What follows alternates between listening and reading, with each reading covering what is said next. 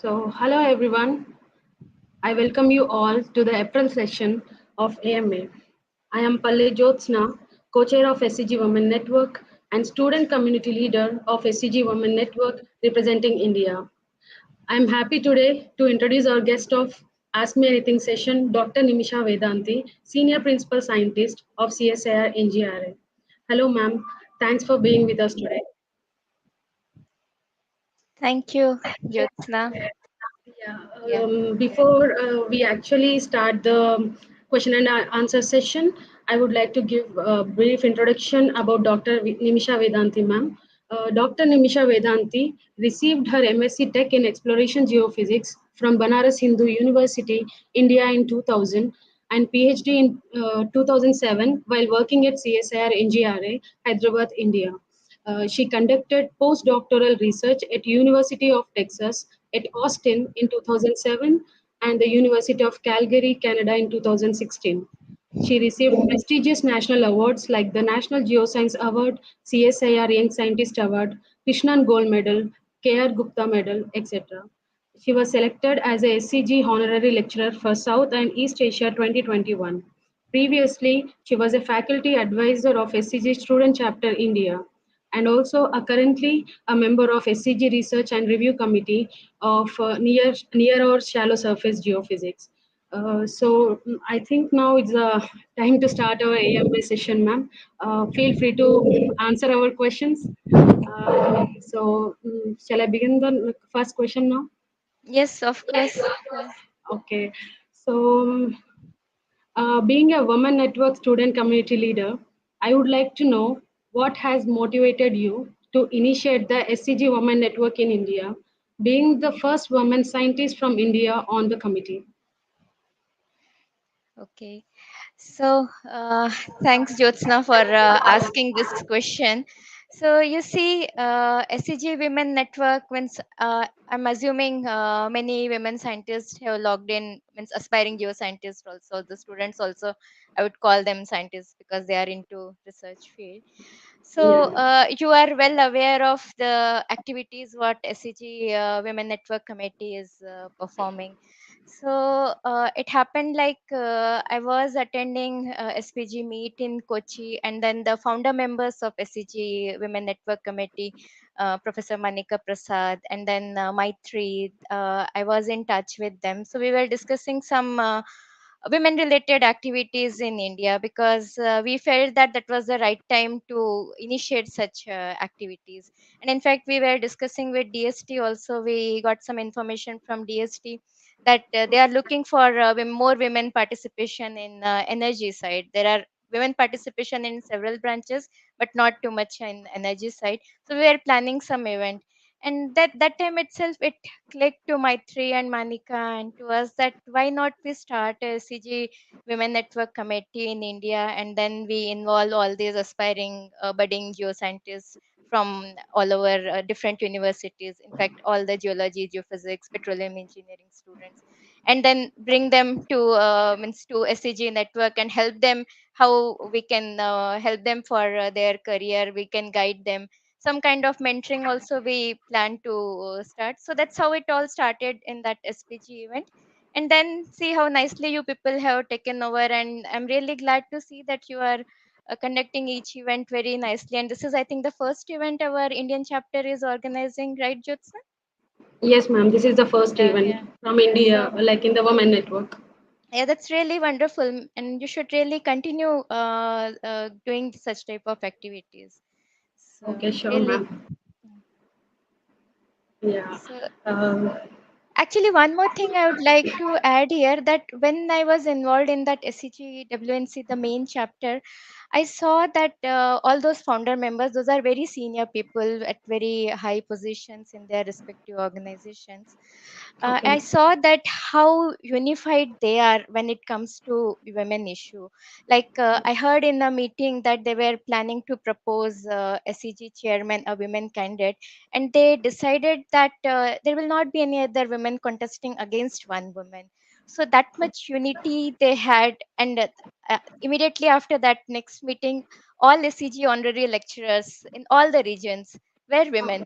So they made a point to show that, see, women can do it, and they proposed the names of the women scientists from mid to senior level career. They did not just pick the very high position Yeah. ladies, but from mid to high level career they have picked, and all did wonderful jobs. So I was really very impressed the way they were working. So that's what we thought, that we should initiate such type of activities in India also. So that's how it, Okay. it started. Yeah. Yeah, as you initiated this program, then only I have joined in the Women Network and I am Yes. able to do this. So I am thankful for that, and all the students, women students, are thankful to you for taking initiation in such programs, which encourages basically women in geosciences. So thank you, ma'am. I would like to ask the next question, which is about your SEG honorary lecture. Could you please share us your experience of being elected as SEG honorary lecturer for South and East Asia in 2021? I know it is a time of pandemic, so please share us how was it with you during pandemic? When I received that email, when it's like little fun story, I got a call from course professor Jerry Schuster. He called my landline number. I don't know how he, maybe it's on the website, the landline number. He called me. I thought it's a crank call. I just hanged up on him. I Oh, did not really, I did not okay. really talk to him.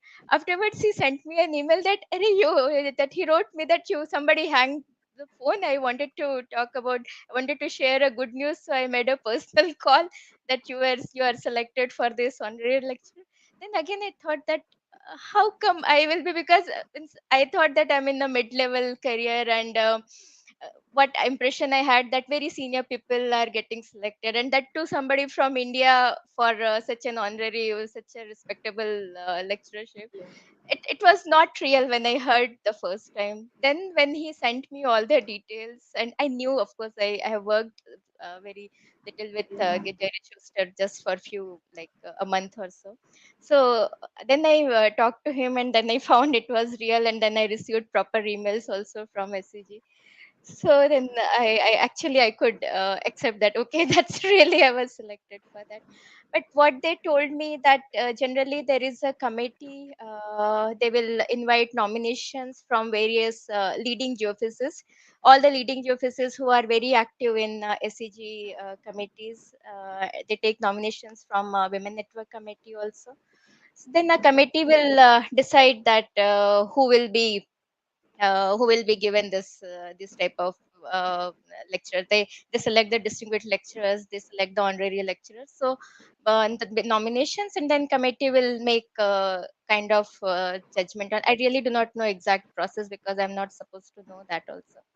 But Okay. there is a committee. So for that, when I was selected for that, I was told that it will be like a mix of virtual and the personal visit. So but that time COVID was like picking up slowly, it was coming. So SCG, that organizing committee, was not sure that how many lectures I will have to means give virtually, and how many I'll visit in person. Like several countries I was supposed to travel: Mongolia, China, and then whatever the countries are in South and East Asia.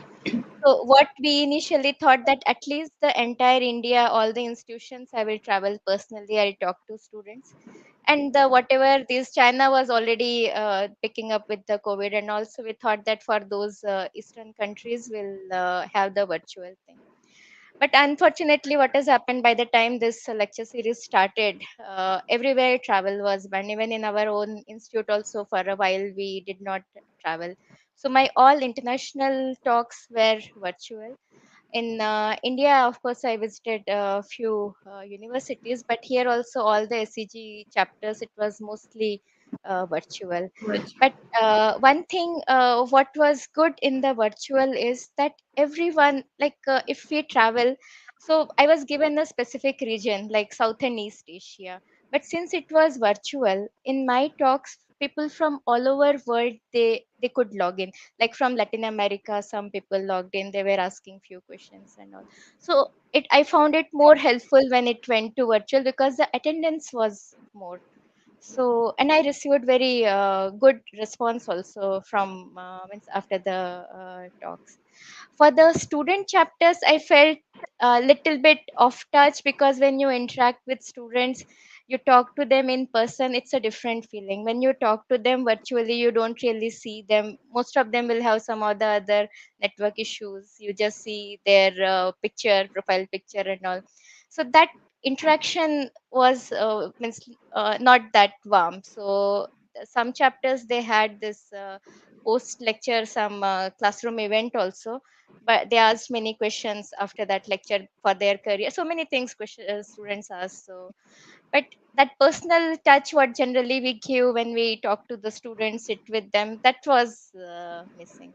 But overall the experience was very nice. And after I completed this SCG honorary lecture, it really gave a boost to my career. So I honestly accept that. And the committee people like Professor Felix Hammond, Jerry Schuster, Manika Prasad, and all that, I'm really thankful to them for giving me that opportunity, because now at least people know that NGRI means an organization like NGRI only doing research in geophysics. So that type of organization exists. Many questions came like that. Many people did not know that there is a national institute only for geophysics. So not just for my career boost, even for NGRI also, I felt it was really beneficial that I could get this opportunity. Yeah, that's really great, ma'am.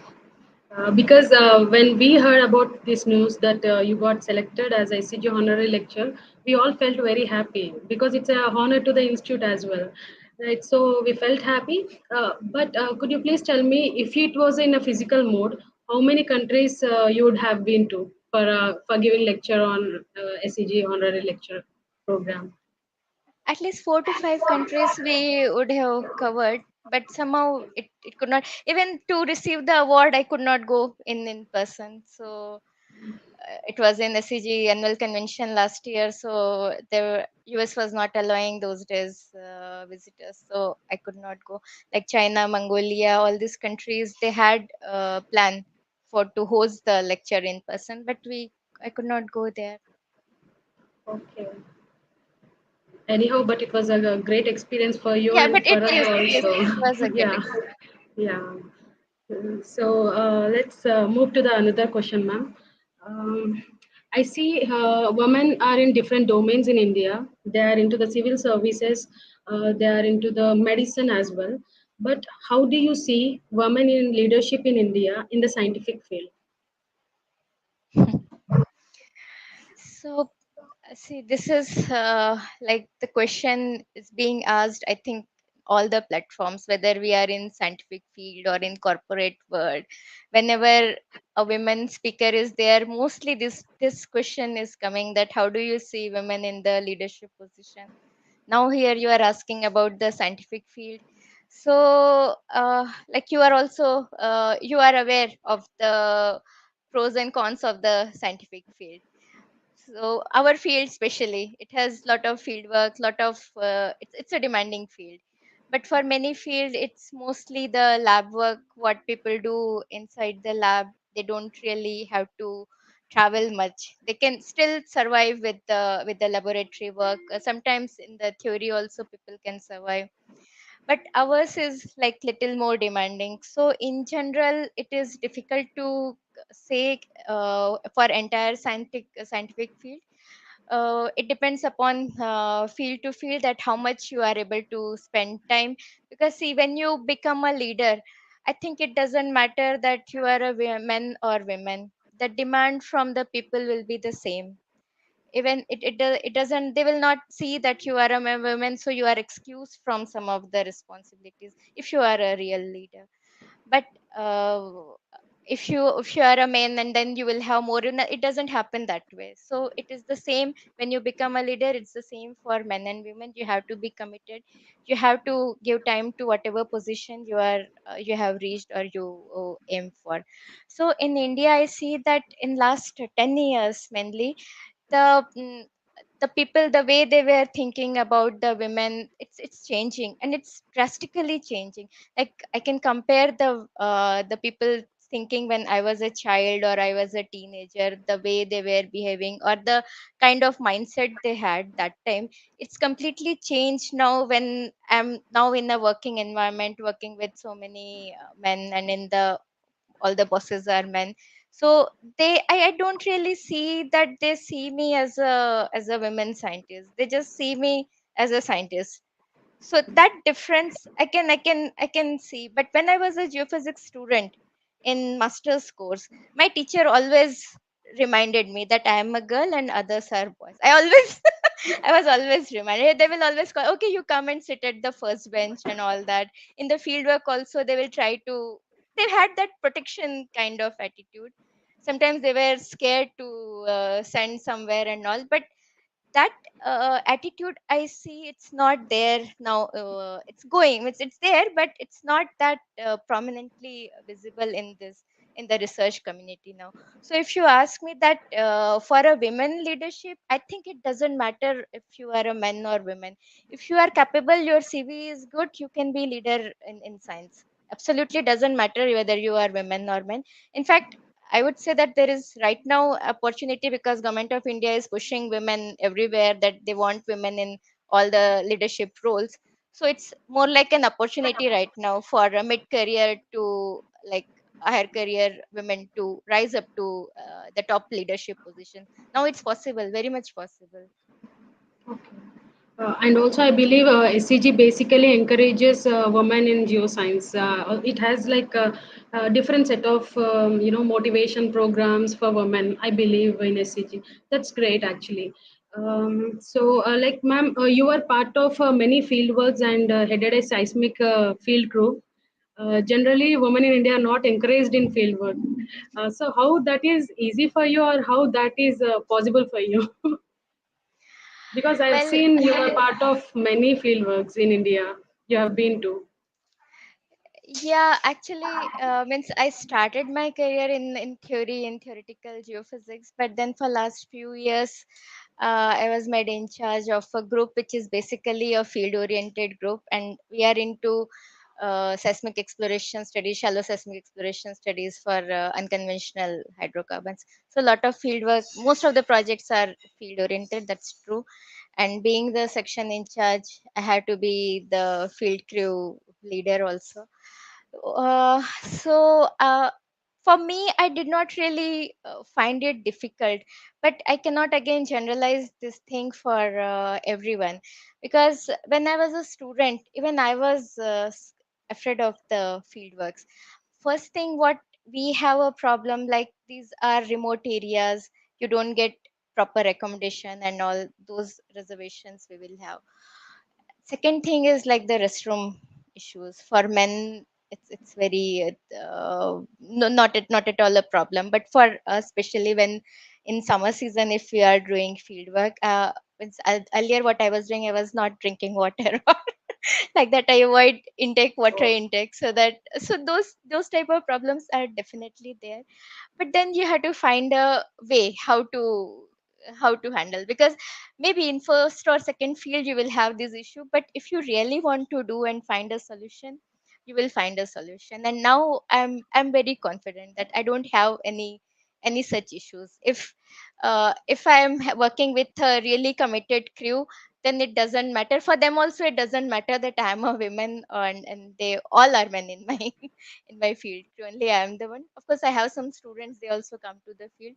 They also become very strong. For them also, it doesn't matter. They will just they know how to handle these things. So Okay. I think it's more of a mindset which was there in people's mind, that how girl will be in the field, how safe that will be, how she will handle all these things and all. But if we want to find a solution, somehow we get that. So it's really not a big deal now for field work and all. Oh, I Okay. remember in my college days also, professors were hesitating. They asked me that why you are coming to exploration. We had an option to go to meteorology in geophysics. So said you better you go there. It will be more suitable for women. I never heard them what they are telling. I wanted to be in exploration. I was very clear from the beginning, and I know how to handle these things. So. Just if we are strong and we know how to handle these things, fieldwork really not an issue. Certainly not an issue. Okay, that's great, ma'am. I think it's a individual choice for a woman also. As you Yes. said, we cannot generalize it. Hmm. So yeah, it depends on the individual actually. Ma'am, And I see one. Yeah, yeah, go yeah, ahead. please, please. Yeah, yes. Yeah, there is a comment from audience here. So Joydeep Deb is asking, I have graduated with physics honors and now I want to continue with geophysics. So which institution should I opt to continue? IIT Banaras, ISM Dhanbad, IIT Kharagpur or BHU? See. Where is he selected? He or she? See, His name is Joydeep. He has graduated with physics honors and want to continue with geophysics actually. So see, he's all these institutes, whatever he has named, all are good institutes. It all have good name in geophysics. So anywhere, wherever he gets opportunity, he can join. It's absolutely. But if he wants to talk something more in detail about that, I can talk to him offline. Sometimes you can take the my mail ID, because we cannot really rate the institutes that this is better and this is not better. It's what exactly his goal is. Depending upon that, maybe I can give him some advice offline. I can talk to him later. he's saying he has cleared JAM, IIT JAM Yeah. entrance, and I think he's interested in the IIT Bombay. So he's particularly asking you regarding Bombay. I think Joydeep, you can email to Nimisha ma'am. She can guide you through email or LinkedIn, whatever. Yeah, yeah. Yeah, that would be much better. Uh, so let's move to the next question, ma'am. Um, I see during our graduation or being a woman in this society, we have a lot many barriers. Some women will have a like financial barrier to achieve something, or some women will have like their parents are not allowing them to go outside. There are so many things. If I start listing it out. So, what is the most significant barrier in your life, in your career, basically? Uh, Actually, I was kind of fortunate that I did not have any. Means I did not really suffer from any such things, but I'm aware of these things because I have seen people who are working with me and like known to me. They have these barriers in their career, and I have seen very bright students who are not coming up just because they do not have the family support. So of course I was fortunate that since childhood, once I had all my family support in my like after marriage, and now also I have complete family support. But I understand that not everyone will have that kind of support system. So what I see that especially in and not just in India, outside world also, when I was a postdoc, I have seen some ladies in advanced countries also. They had these family commitments. They were the main barriers in their career. So if our society accepts the women equal partner, like the men, the men are never stopped for pursuing any career, whatever they want to do, right from the astronaut to anything. Full family support will be there, and finances also, the parents will arrange, they will take loan, whatever it takes they will do. So same type of attitude if they develop for women. And even after, parents are of course now developing. Now in the present scenario, I see a problem post wedding, and especially after the childbirth and all. Mostly people think that child is women's responsibility. So as long as we have that type of mindset in the people, then those barriers, how no matter how brilliant that woman is, how she will succeed, because every time she will be reminded of that array, you are leaving your child and going to attend those meetings. And in once DST women scientist meeting, I have raised this issue also, that see our society, Like if I'm leaving my 3 months old child and going to attend a meeting, all my neighbors will see like I'm a witch or something, that how can you leave a crying baby and going to attend. But the same thing when men go, they get only 2 weeks paternity leave. After that, they join back the office. No one asks them, how can you are leaving 15 days old baby and going to work nicely, coming in the evening. So child is not just a women's responsibility, it's both responsibility. So in-laws, neighbors, everyone, the entire society should accept that if lady is going to attend an important meeting or making an important presentation, leaving a baby, it doesn't mean that she is running away from her responsibility. It's like she is handling two responsibilities at the same time, so she should be more appreciated. So that type of thinking, it's coming. I'm not too much negative about that. I see people are changing, they have more acceptance, but it has to, like it should be more. Even for the children also, I see they expect more, I mean, mom to be there with them than their father. So even for children also, they should also understand that it's a 50-50. If your mother can feed you, your father also can feed you. You should eat if your father is feeding you. So you cannot throw tantrums just like that. So they should be taught like that. Then I think the next generation will be fine. There will not be such barrier kind of issues in from family side. And in India, as such, rule wise, there are no barriers. There is no difference whether you are going for a job interview or any selection. And rather, nowadays, being a woman and appearing for an important interview is an advantage. So now there is no such barrier. Earlier they were thinking that these are field oriented jobs, can we hire a lady or not. Nowadays they are not thinking like that. They want to encourage, in the Indian government's policy, I'm telling, they want to encourage more women in all the branches of STEM. So these barriers are kind of going away slowly from the policy side also. Okay, ma'am. We have a question from the audience here. So Sudeshna is asking for the opportunities. What are the opportunities in seismic after PhD other than being a scientist or professor? Mm, there are a lot many opportunities, like entire industry is there. Of course, there is some people are discussing about the future of the oil and gas industry and all. But one thing, I even after my SCG honorary lecture, also when we had this podcast, these questions came that what about this geophysics subject now in this post-COVID scenario when people are running away from the studies in this conventional fuel and all. But what I want to say here, that many people have this in their mind that seismic or geophysics means only oil industry. Maximum student think like that, but that's not true. Geophysics is a subject which can be applied so many places.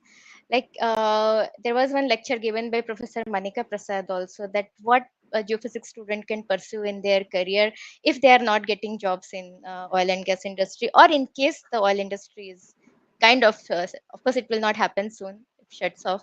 There are so many opportunities now, especially in India. Then Sudeshna, I'm assuming she's from India. So now in India, the application of geophysical methods in the mineral industry is almost negligible.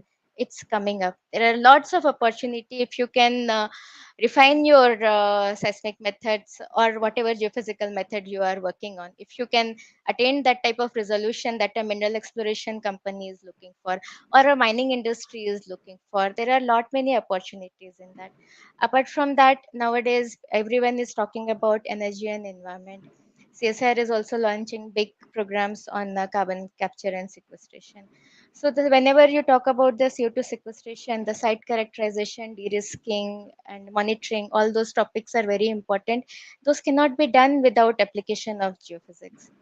All these infrastructure, higher engineering construction, the dams, and in here those nuclear power plant constructions, bridges, they all need geophysical input before they start those construction. So geotechnical engineering and subjects related to geotechnical and near surface geophysics are coming up. Then there is groundwater, not just groundwater, in fact the entire water resource exploration, you can say.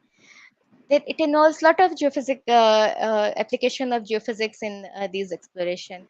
So there are so many opportunities other than become entering into academics, like being either a scientist or a teacher in any university or IITs. There are so many opportunities in industry also you can get.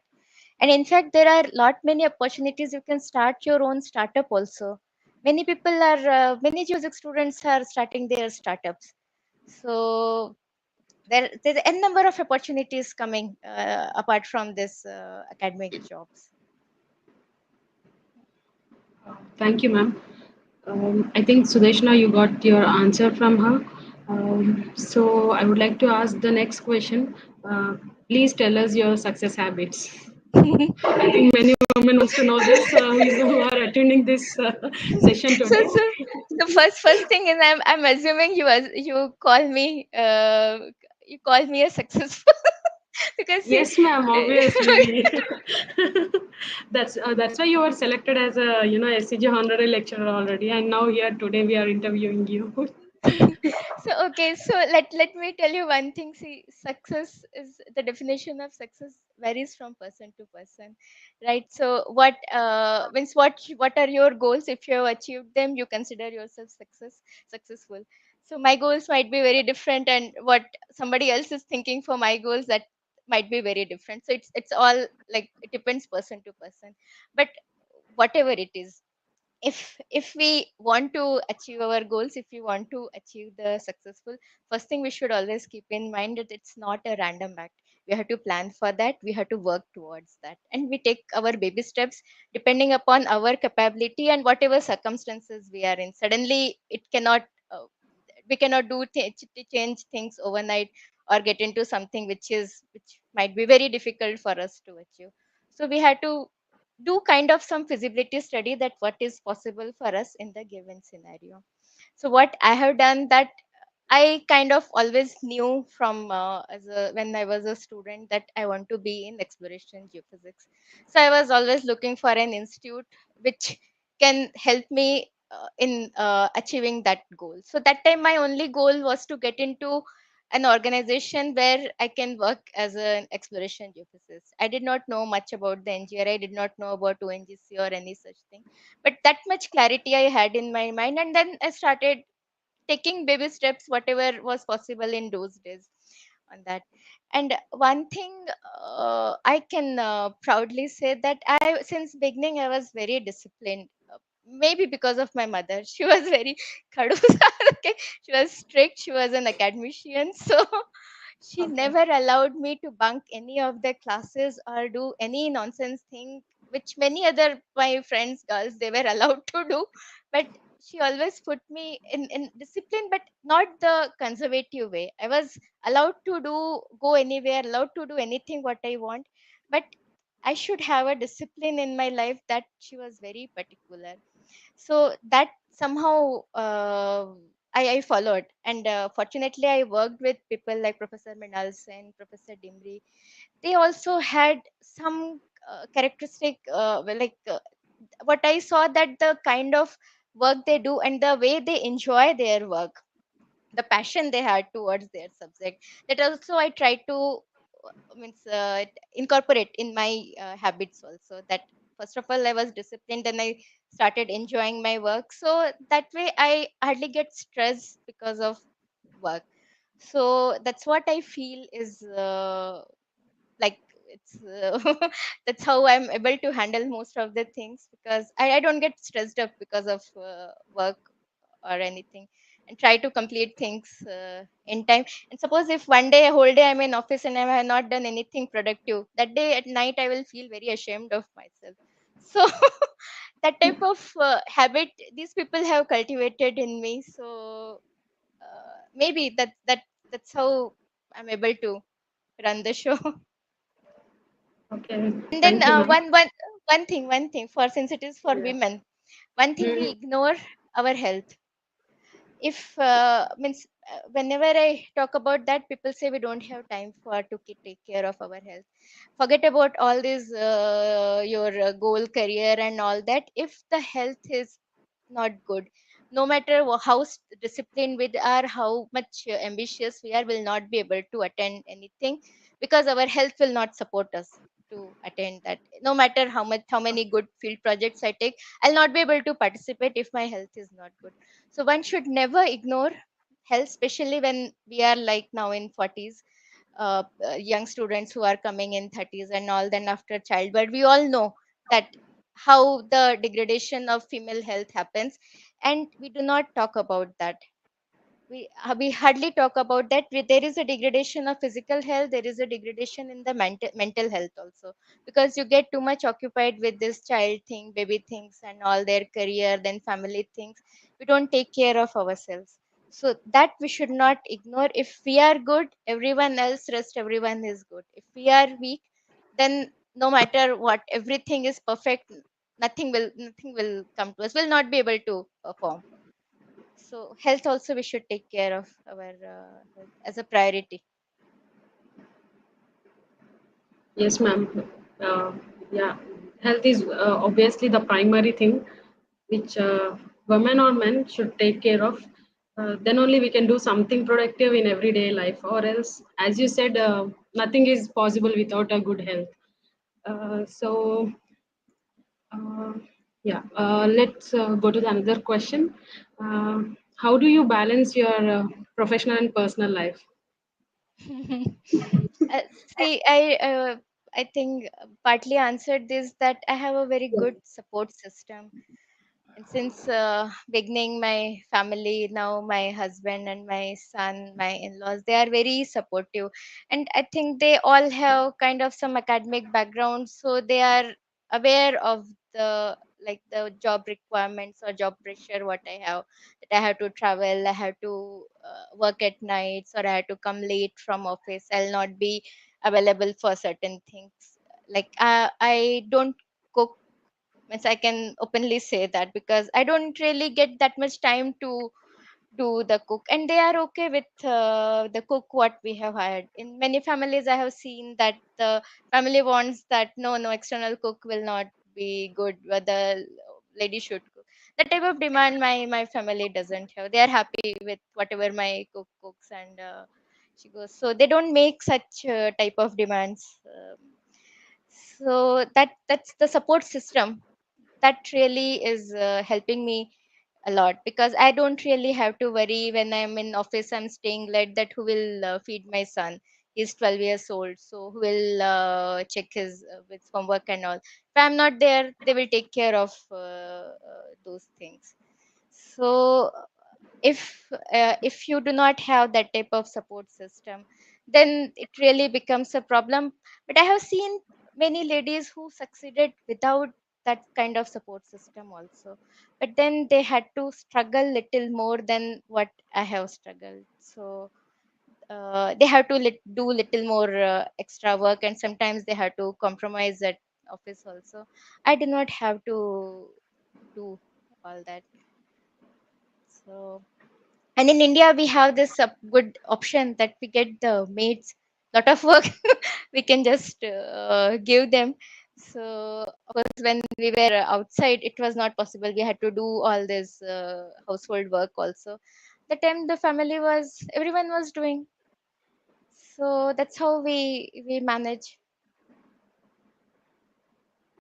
Okay, thank you, ma'am. Any questions from the audience? Please feel free to ask. You can type your questions in the comment box. So there is a question from Sudeshna Moharana again.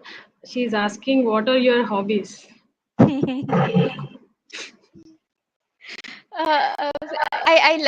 like reading, and actually that could be one of these, what those success habits what you asked me na.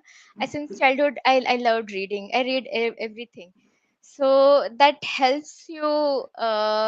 We have to do a lot of scientific writing and a lot of lecturing and all that.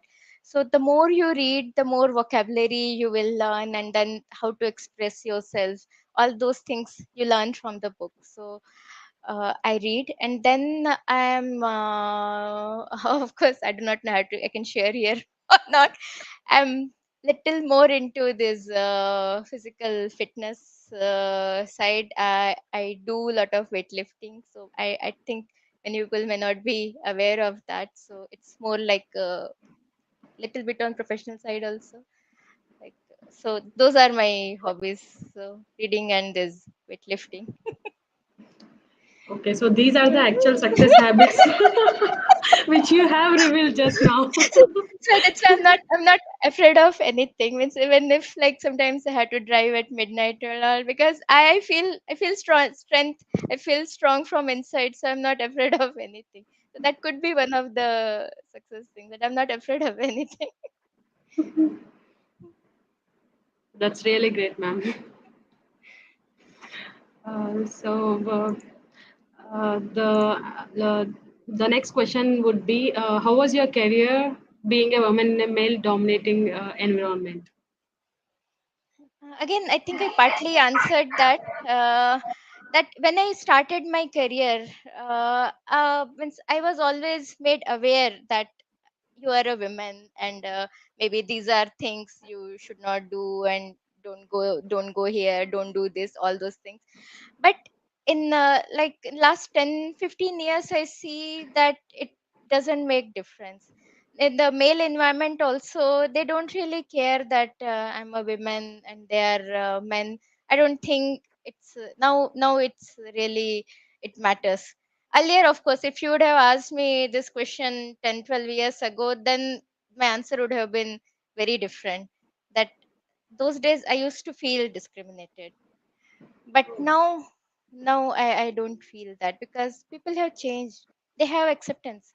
Earlier, like women leading a field based, field oriented group, or women leadership and all, many men were taking it on their ego also. When I heard it from some women, I did not experience that, but I heard it from women, that they do not really like that the contemporary women to rise and then sit on their head if they both are equivalent. But now it is changing. I see many of my own friends, my own colleagues, they want me to rise.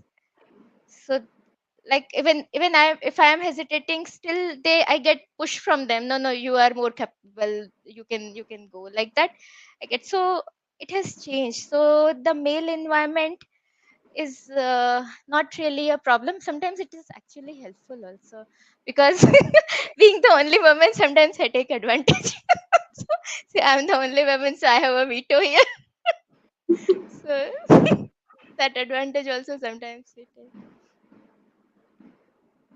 Okay, ma'am. So there is another question from Lata Sri Pelluri. Good evening, ma'am. Ma'am, who is your inspiration? So actually, I would say my mother was my inspiration.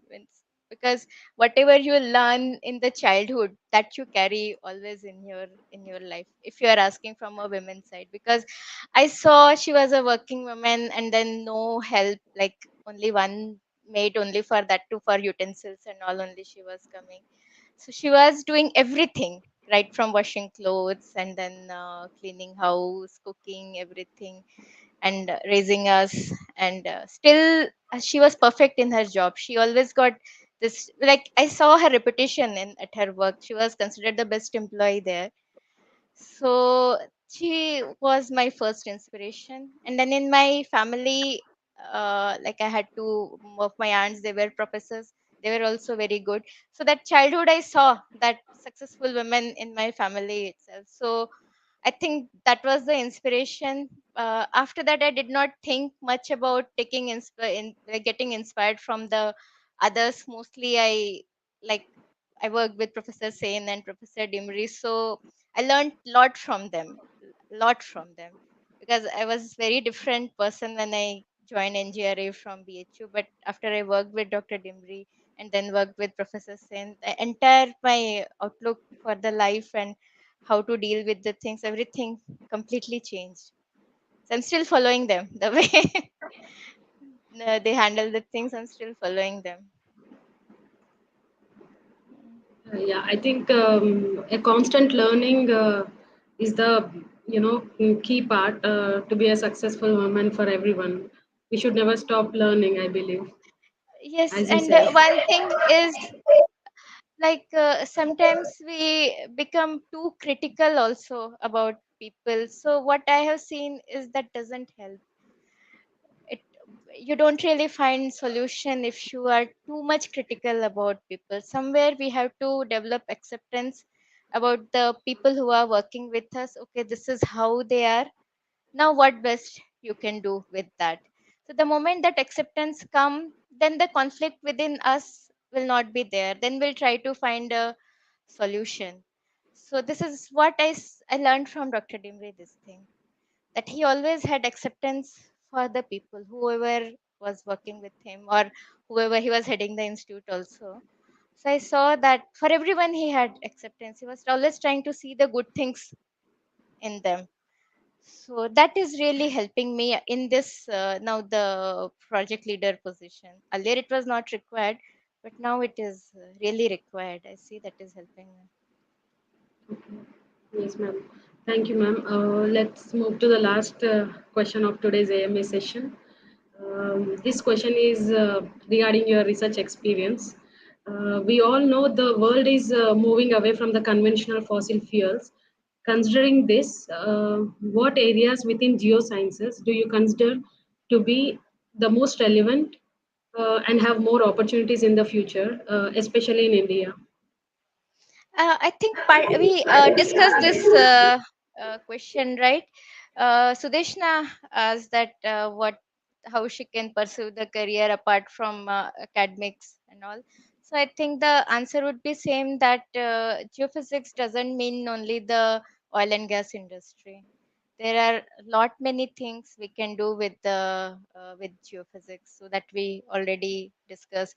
Like one thing I forgot to add, that nowadays even in green energy, that now government has launched this national H2 mission also, and that also for site characterization and all, lot of geophysical methods are required. So whenever it comes for anything related to subsurface study, geophysics will be there. It's not just oil and gas industry that let the world move away from the conventional fossil fuel. And to happen, that also will take time. It cannot happen, that transition can, it will be a transition, it cannot happen overnight. Slowly it will start. And even then you will have a lot of site characterization options to work on. Geophysics is finding application in lot many things. And nowadays what I see, that we get so many interns in geophysics, what I see, that they are getting into data science. So apart from these whatever we are dealing with the subsurface study and all, there are opportunities in the data science also. So I would really encourage people to listen to that the talk what Professor Manika Prasad has given last year. If you just Google it, I think you will find it. It was also an SEG event in which, post-pandemic era, students were really confused that now everyone is turning away from the oil and gas industry. What they will do? They have registered for geophysics course. Lot many questions were coming to her. So she also answered in the same way, that these are so many options are there. It's not just the oil and gas industry. Of course, maybe the salary structure might be different, but you never know what picks up after that. Okay. Okay, so, ma'am, there is another question from the audience. Question by Arunasri. Good evening, ma'am. What is your strength? It's Actually, you have I partly answered this question, but yeah, partly, but yeah. I think what I think is the positive attitude towards life, towards everyone. So I think that's my biggest strength, because I don't get stressed up. So I think that's the positive strength I have. Means the positive attitude is my biggest strength. What I have. Okay, it's inspiring actually. We have learned a lot from you today.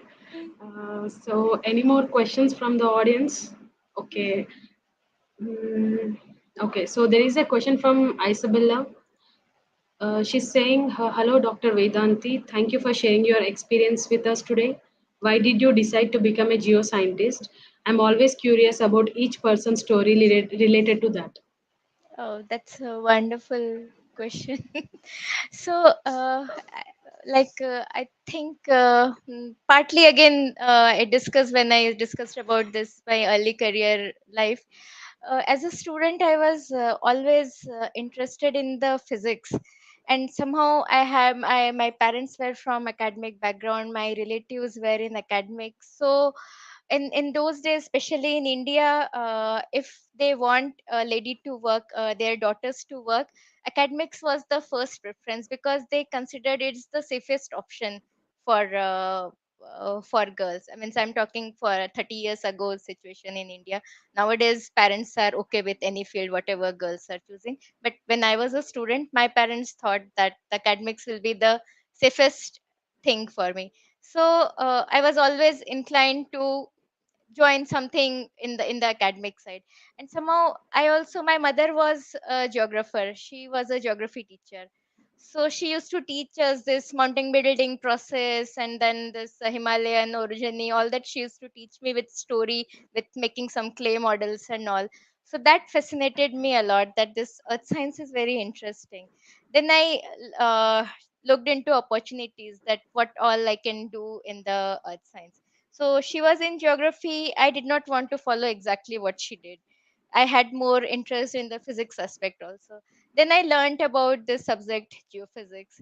So those days internet was also not available. So we had to go to the university library and see and talk to people to gather information on what is this geophysics. So I remember once I met a person who was in oil and gas industry, retired, and he was visiting our university.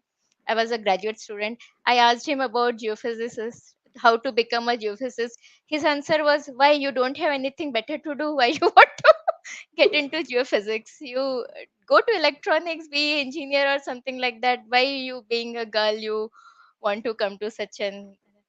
That clicked me. Now I want to learn this subject. How can he say that it's not for women? So then I gathered more information, and my father actually encouraged me to join that. And then I got into the geophysics means masters. I got admission in geophysics, and the more I learned, the more I got interest. And then when I joined this institute, the research institute, which is our research institute, is only for geophysics. That was something like I felt like top of the world. That okay, this is like a heaven for Sure. me.